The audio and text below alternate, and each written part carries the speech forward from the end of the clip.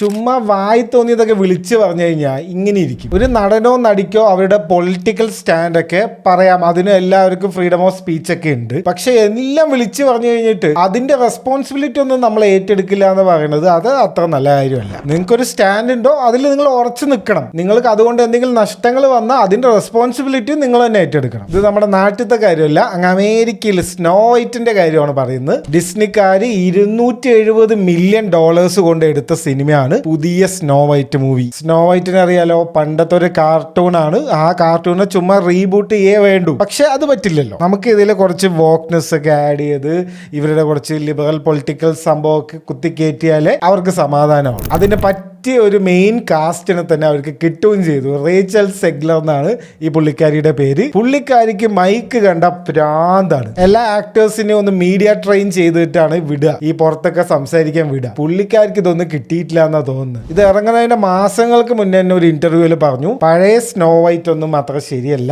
Woman empowerment ഒന്നും ആ പഴയ സ്നോ വൈറ്റിന് ഇല്ല. ഈ ഒറിജിനൽ കഥയിൽ സ്നോ വൈറ്റിന്റെ സ്നേഹിക്കുന്ന ആൾ വന്ന് രക്ഷപ്പെടുത്തുക അങ്ങനെ എന്തൊക്കെയോ ആണ്. അപ്പൊ അതൊന്നും ഇതിൽ പറ്റില്ല. ഞാൻ സ്വയം എന്നെ തന്നെ ഞാൻ രക്ഷിക്കും, അതിന് ഒരു തെണ്ടിയുടെ ഹെൽപ്പ് എനിക്ക് വേണ്ട എന്നൊക്കെ പറഞ്ഞ് ഓവറാക്കി ചളവാക്കി. ഇതെല്ലാവരും ഒന്ന് മറന്ന് വരികയായിരുന്നു. പെട്ടെന്ന് വീണ്ടും വന്ന് ഇതേപോലത്തെ കുറെ കാര്യങ്ങൾ വീണ്ടും പറയാം. എനിക്ക് എൻ്റെ ഫാൻസ് ഉണ്ട്, അവര് വന്ന് എൻ്റെ സിനിമ കണ്ടോളും, എൻ്റെ സിനിമ കാണാൻ വരാത്തവരൊന്നും വരണ്ട, ഇറങ്ങി പോടാ എന്നൊക്കെ പറഞ്ഞ് ഒരു ലൈവൊക്കെ ഇട്ട് ഫുള്ള് പ്രശ്നങ്ങളാണ്. അതൊന്നും പോരാഞ്ഞിട്ട് ഫ്രീ പാലസ്തീൻ എന്നും കൂടി പറഞ്ഞു. അപ്പോൾ പിന്നെ ഒരു തീരുമാനമായില്ല.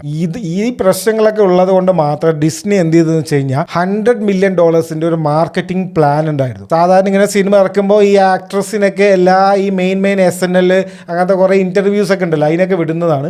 അതെല്ലാം ക്യാൻസൽ ചെയ്തു. റേച്ചൽ സെഗ്ലറിനെ അനങ്ങാൻ വിടരുത് എന്ന് ഇതിന്റെ പ്രൊഡ്യൂസർ ന്യൂയോർക്കിൽ വന്ന് റേച്ചൽ സെഗ്ലറിനോട് നേരിട്ട് പറഞ്ഞു എന്നൊക്കെയാണ് വാർത്തകൾ വരുന്നത്. അപ്പൊ ഇതിനെ ചോദ്യം ചെയ്തിട്ട് ഈ പ്രൊഡ്യൂസറിന്റെ മകന്റെ ഇൻസ്റ്റാഗ്രാം പേജിൽ ഒരാൾ ഇട്ട് ഒരു കമന്റ് ഇട്ടു, നിങ്ങൾ എങ്ങനെ ഒരു ചെറിയൊരു പെൺകുട്ടിനെ നിങ്ങൾ അവിടെ നിന്ന് വന്ന് പേടിപ്പിച്ചു, മിണ്ടാതിരിക്കാൻ പറഞ്ഞു, അവരുടെ ഫ്രീഡം ഓഫ് സ്പീച്ച് നിങ്ങൾ തകർത്തു എന്നൊക്കെ പറഞ്ഞ് കമന്റ് ഇട്ടപ്പോൾ അതിന്റെ അടിയിൽ ഈ പ്രൊഡ്യൂസറിന്റെ മകൻ ഒരു വലിയൊരു പാരഗ്രാഫ് എഴുതിയിട്ടുണ്ട്. അതിൽ ബേസിക്കലി പറയുന്നത് ഒരു 10,000-15,000 പേര് ഈ ഒരു സിനിമയ്ക്ക് വേണ്ടി ജോലി എടുത്തിട്ടുണ്ട്. ഈ എല്ലാവർക്കും നഷ്ടം വരുത്തുന്ന രീതിയിൽ ഇതിന്റെ മെയിൻ കാസ്റ്റ് പെരുമാറി കഴിഞ്ഞാൽ പിന്നെ ഞങ്ങൾ എന്ത് ചെയ്യണം എന്നുള്ളൊരു ചോദ്യമാണ് അതിൽ ചോദിക്കുന്നത്. വളരെ ന്യായമായിട്ടുള്ളൊരു ചോദ്യമായിട്ട് എനിക്ക് തോന്നി. ഇവർ സ്വന്തമായിട്ട് ഒറ്റയ്ക്ക് എന്തെങ്കിലും ചെയ്യുകയാണെങ്കിൽ ഓക്കെ, ഇത് എല്ലാവരും ബാധിക്കുന്ന ഒരു കാര്യമായതുകൊണ്ട് അവർക്ക് അവരുടെ ഇൻട്രസ്റ്റ് രക്ഷിച്ചല്ലേ പറ്റുള്ളൂ. അങ്ങനെ സിനിമ ഇറങ്ങി അടപടല മൂഞ്ചി 100 മില്യൺ കൂടെ അവർക്ക് കളക്ട് ചെയ്യാൻ പറ്റിയിട്ടില്ല. IMDbയിൽ 1.6 എങ്ങാണ്ടുള്ളൂ റേറ്റിംഗ്, 42% ഉള്ളൂ റോട്ടൻ ടൊമാറ്റോസിൽ.